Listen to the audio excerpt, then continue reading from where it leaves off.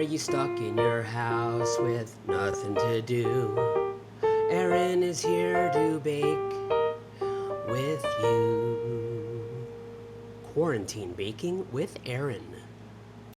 Hi, and welcome to Quarantine Baking with Erin. Today we will be making white bread, or as Paul Hollywood calls it, a bloomer. I am using Paul Hollywood's bread book. It's fine. Part of the reason I'm agitated with it is because I have to convert everything from the metric nonsense these rest of the world people use. So I did write down the conversions. I have a food scale so I can measure everything in grams and milliliters, but you know, not everybody has a food scale at home. Okay, so to get started, you need, let me tell you why I'm making the bloomer. It has been a little bit difficult to get normal groceries, as I'm sure everyone is experiencing. So a couple weeks ago, there was no chicken, there was very little beef, so I happened to grab a butterball turkey because that was something I could bring home from my family, and we're gonna have turkey sandwiches, and for turkey sandwiches, you have to have bread. So we're making white bread. All right, so I have 500 grams of strong bread flour. That measures to about 4 cups. And we're gonna put 7 grams of activated yeast, dry activated yeast. Thank you so much to Tony, my mother-in-law, for sending this to me because it's very hard to get yeast anywhere. So this is 7 grams or 2 teaspoons, and you're gonna put it on one side of the yeast, and then you're gonna put 10 grams, so quite a bit of salt actually. 7 grams is 2 tablespoons, or 2 teaspoons, and 10 grams is a mini handful. I'm just gonna do one more. All right, and as you can see, I have my yeast on one side and my salt on the other side, so that when we mix everything together, the salt doesn't immediately kill the yeast. All right. I've got 40 milliliters of olive oil, which is somewhere between 1/5 and 1/6 of a cup. And so you're gonna pour that in. And then I've got measured out 320 milliliters of cool water, which measures to about 1.5 cups. And we're gonna pour in most of it. We're supposed to pour in 220 milliliters. So I'm just gonna eyeball that 220 milliliters. And then with one hand, make a clawing motion to mix the bread together. We're not putting all of the water in at once because it's kind of a see how much you need type situation. So we're gonna claw this until we get the texture of a bread dough that is not too doughy and not too watery, and then we'll add water as needed. So I'll show you. Making bread is very, I don't know, it makes me feel connected to the food that you're preparing. You have to touch it and shape it, and you know, it makes me really appreciate all the bread that you can just get at the grocery store. No wonder there's that expression, it's the best thing since sliced bread, because bread is a lot of work, as I think a lot of us are who are making our own bread are discovering. I'm just gonna keep working this in, making a mess everywhere. I'll probably need, I might actually end up using all of the water. You can tell, or I can feel like, wow, my forearms are not very strong because I'm getting tired from all of this clawing motion. That might be all the water that we actually need. A little bit more. I'll say that's about 20 milliliters left. So we'll guesstimate that this is a 300 milliliter water bread. All right, so I'm just making sure that it's picking up all of the flour at the bottom. It is for the most part. You know what? All right. Now it's a 310 milliliter water bread. Okay, this is nice. This is getting everything. It's a little wet, but I think it'll be all good. Okay. So then we have our work surface that hopefully I will be able to open this olive oil with one hand and lightly oil a work surface.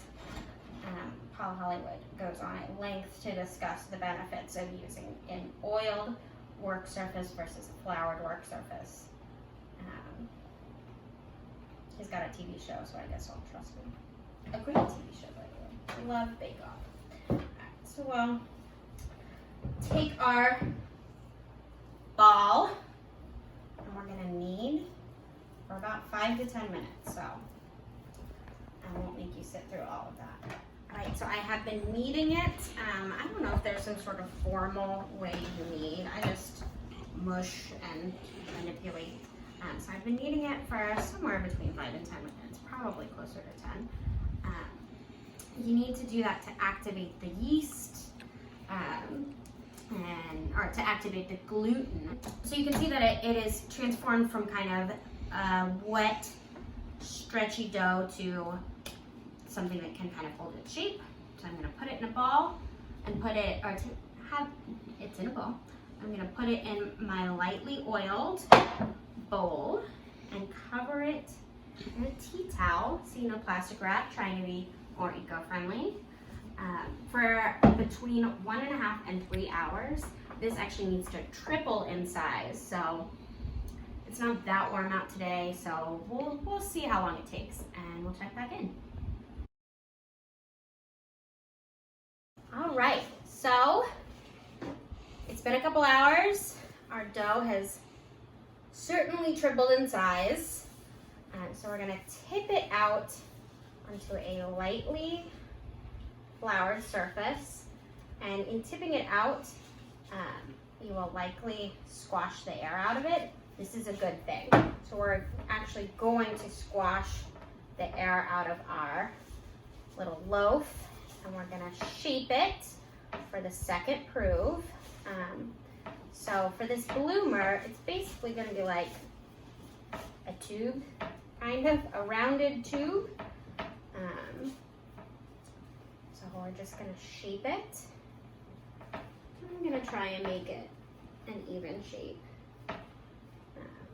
Because this doesn't go into a tin, it just will be in the oven all by its lonesome. And so whatever shape you make now is the shape it's gonna end up being. I think that's pretty nice. So the second step is that it needs to prove for another hour in this shape. So the instructions say to, just making sure that all the air has really been knocked out of it. So the instructions say to wrap it in a large plastic bag. I don't have a plastic bag large enough for my baking tin, so we're gonna MacGyver it with, I'm just putting this onto a cookie sheet with a silicone baking mat. You can use and parchment paper. So we're gonna MacGyver it by doing 2 grocery bags instead of 1 large plastic bag. Hopefully this will be big enough to make sure that this is covered in the way that it's supposed to be covered. Also, shout out to my brother-in-law Tommy for bringing flowers over the other day. So those sunflowers are really, it's been nice to have living things in the house. So thanks, Tommy. And all right, I've got a tiny hole. Hopefully that's not an issue. So we're gonna wait about 2 hours, or no, 1 hour, and then we'll be back to put it in the oven. We are ready to go in the oven. A couple of steps first. we already preheated the oven to like 425 or 430, whatever it is. It's 220 Celsius. Yeah, 220 Celsius. For our exactly. metric friends. Whoever those are. And now, we put it in a roasting tray. I just learned what that is. It's a oven tray on the bottom rack. It gets really hot, and then you put water in it right before you bake, and it facilitates the roasting. Very cool. Now, It creates steam in the oven. Makes the outside crispy. so now we are sprinkling water over the top of the dough, like I've been doing. There's a bit of foreshadowing. And then take about a handful of flour, and we're just going to sort of rub it on to the outer dough, but mostly not disturbing the bread any more than necessary, because it's super full of air, and more activity to it will knock that air out. Then we do the part that is, I think, the most fun, which is scoring it. Take a sharp knife, and you sort of make whatever bread pattern you find appropriate, but I'm just gonna go with the kind of classic. And then when this... And how deep should those cuts be? It's a great question. Just so we know, 2 to 3 centimeters deep. So they should be a little bit deeper than I did, I think. Let me just confirm. Yeah, a little bit. All right, so that's probably better. So about an inch. Yeah, exactly. I didn't really get the knife in there at all. That is a good looking bloomer, I assume. One can only assume, right? Okay, so now is when we put that water in. Does it say how much? Yes. It says a liter. A liter of water. I'm hoping this roasting tray will hold that. Do you think that it will? So we've replaced our oven tray with a deeper dish and put about a liter of water. Let me replace that. To keep the oven steamy. It's going to go in there for 25 minutes at this temperature, and then we're going to lower it down to 200 Celsius, which I can only expect is something like 375 maybe. Yeah, sure. And then it bakes another 10 to 15 minutes. So we'll check back in when we turn the temperature down to see how it's doing. Folks, we are checking out the bread. It is looking nice. We are going to now lower the oven temperature to, we're going to guess 375, and we'll be back if we're wrong.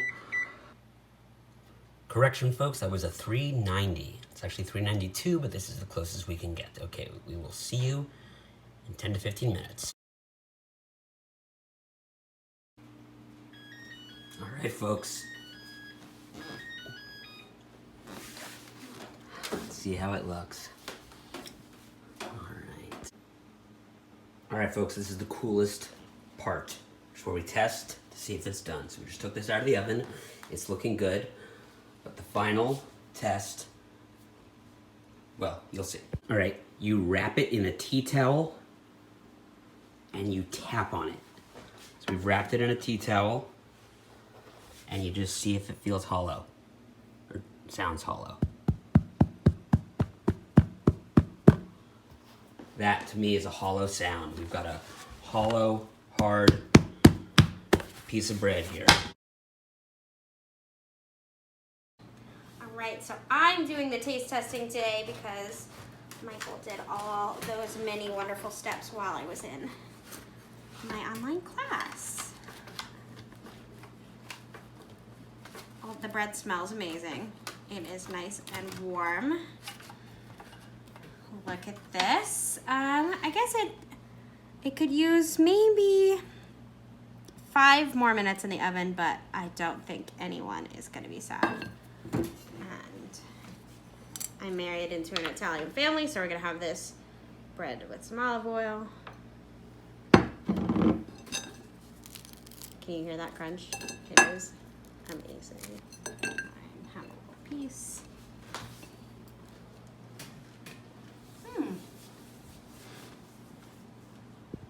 It's good.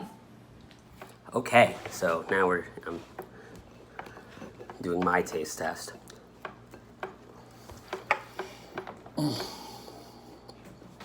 don't think I've ever truly appreciated bread until today. Wow. It's high praise coming from a man who's eaten quite a bit of bread. But not that you've made. I've made a couple breads. Right, but You like the bloomer? this is excellent. I'd give it a 7 out of 10 because I would have liked to see it rise a little bit more. I would have liked to shape it more narrowly to have it not be so flat. I would give it an easy 10 out of 10. All right. Bye. Well, are you stuck in your house with nothing to do? Erin is here to bake with you.